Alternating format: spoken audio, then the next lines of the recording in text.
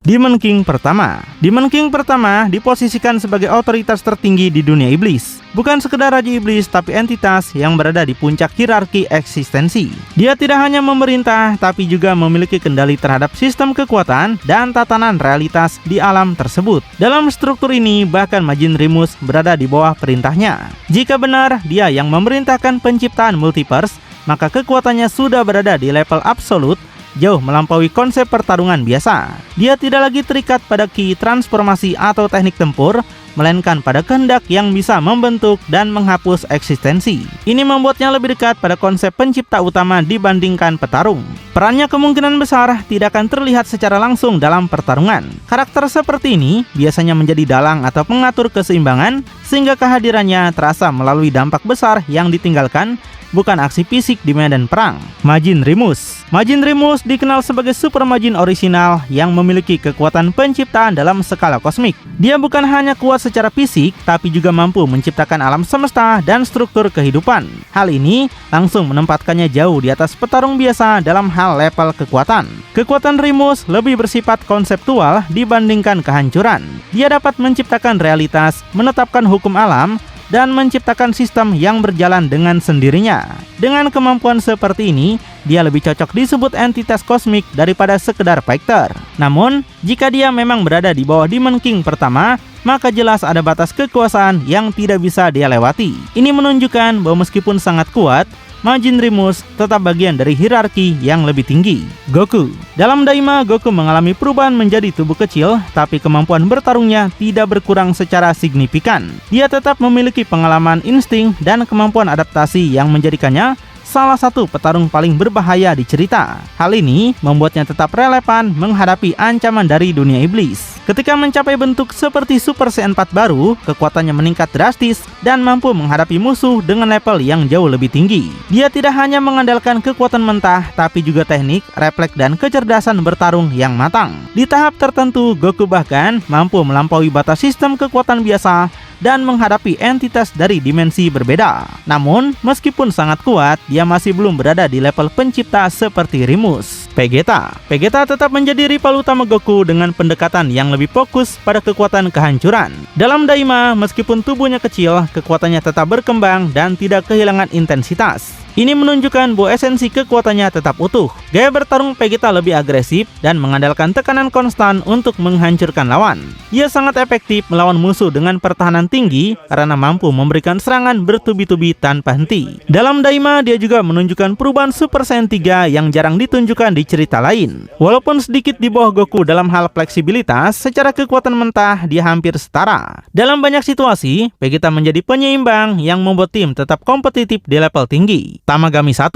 Tamagami 1 merupakan penjaga terkuat dengan fokus utama pada pertahanan luar biasa. Tubuhnya dirancang untuk menahan serangan level tinggi, membuatnya hampir tidak bisa ditembus oleh serangan biasa. Dia menjadi penghalang utama bagi siapapun yang ingin naik ke level berikutnya. Selain daya tahan, dia memiliki kemampuan untuk menetralkan energi lawan. Ini membuat teknik berbasis ki, termasuk transformasi kuat, menjadi kurang efektif saat melawannya. Kemampuan ini menjadikannya sangat berbahaya bahkan bagi petarung top. Perannya dalam cerita adalah menjaga salah satu bola naga. Tamagami 2. Tamagami 2 dikenal sebagai penjaga bola naga yang mengandalkan kecepatan dan teknik sihir tingkat tinggi. Berbeda dengan Tamagami 1 yang fokus pada pertahanan absolut, nomor 2 lebih condong ke mobilitas dan serangan cepat yang sulit diprediksi. Dia mampu bergerak dengan pola yang acak, membuat lawan kesulitan membaca arah serangannya. Kemampuan sihirnya memungkinkan serangan datang dari berbagai arah sekaligus, bahkan dalam waktu yang hampir bersamaan. Hal ini menciptakan tekanan konstan pada lawan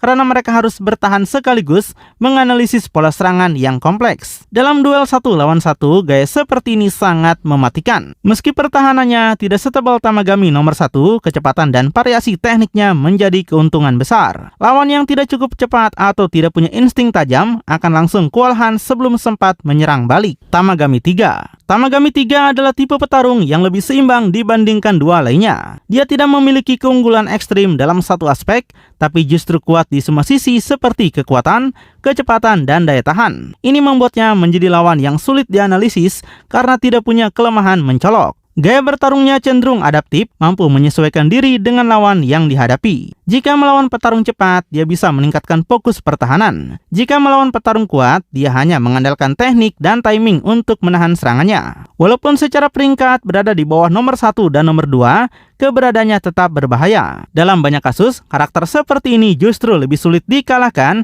karena tidak bisa dihancurkan dengan satu strategi saja.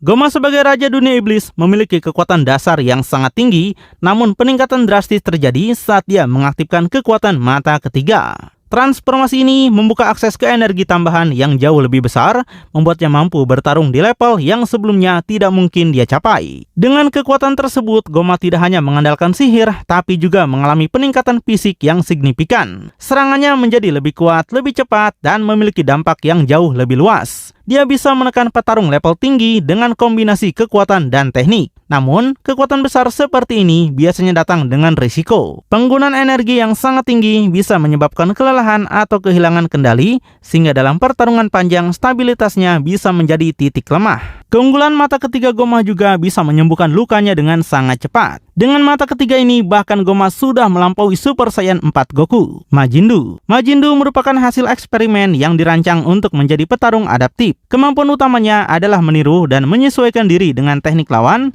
sehingga dia bisa berkembang selama pertarungan berlangsung. Ini menjadikannya salah satu ancaman paling unik di Daima. Semakin lama pertarungan berjalan, semakin tinggi pula tingkat bahaya dari Du. Dia bisa memahami pola serangan lawan dan mulai mengimbanginya, bahkan melampauinya dalam beberapa aspek. Hal ini membuatnya sangat sulit dikalahkan dengan cara konvensional. Namun, seperti banyak ciptaan buatan, ada kemungkinan ketidakstabilan dalam sistem kekuatannya. Glorio adalah petarung elit dari dunia iblis yang mengandalkan efisiensi dan presisi dalam bertarung. Dia tidak menunjukkan kekuatan yang meledak-ledak seperti Saiyan, tapi justru berbahaya karena setiap gerakannya terukur dan tepat sasaran. Ini membuatnya sangat efektif dalam duel cepat. Teknik bertarungnya lebih fokus pada membaca lawan dan menyerang di titik lemah. Dia tidak membuang energi secara sia-sia, sehingga dalam pertarungan panjang, dia bisa tetap stabil dan konsisten. Piccolo tetap menjadi salah satu petarung paling cerdas dalam Dragon Ball, dan hal itu tidak berubah di Daima meskipun tubuhnya menjadi kecil. Dia memiliki kemampuan analisis yang sangat cepat, mampu membaca pola serangan lawan hanya dalam beberapa momen. Ini membuatnya sering menjadi otak strategi dalam tim. Kemampuan regenerasinya memberikan keuntungan besar dalam pertarungan panjang. Dia bisa pulih dari luka serius dan kembali bertarung tanpa kehilangan fokus. Hal ini membuatnya sangat sulit dikalahkan hanya dengan serangan fisik biasa. Majinku adalah versi awal dari eksperimen Majin yang diciptakan untuk menghasilkan kekuatan besar. Dia memiliki energi yang tinggi dan mampu memberikan serangan yang sangat destruktif dalam waktu singkat. Ini membuatnya langsung tampak sebagai ancaman serius. Namun, kekuatan tersebut belum sepenuhnya stabil.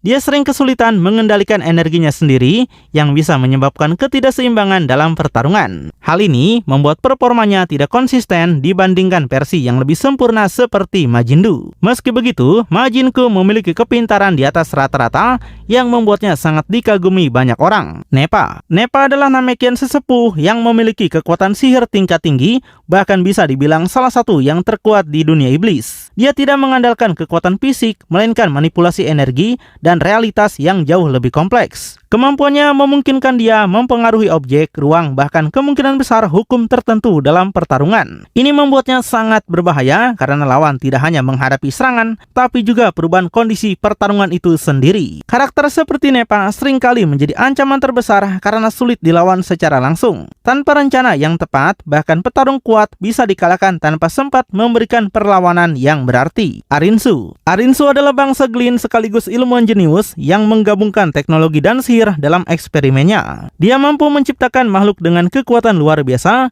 termasuk varian Majin yang memiliki kemampuan unik. Ini membuatnya menjadi ancaman tidak langsung yang sangat besar. Kekuatan utamanya bukan pada pertarungan fisik, melainkan pada kecerdasan dan kreativitas. Dia bisa menciptakan solusi atau senjata untuk menghadapi musuh yang lebih kuat, menjadikannya sangat berbahaya dalam jangka panjang.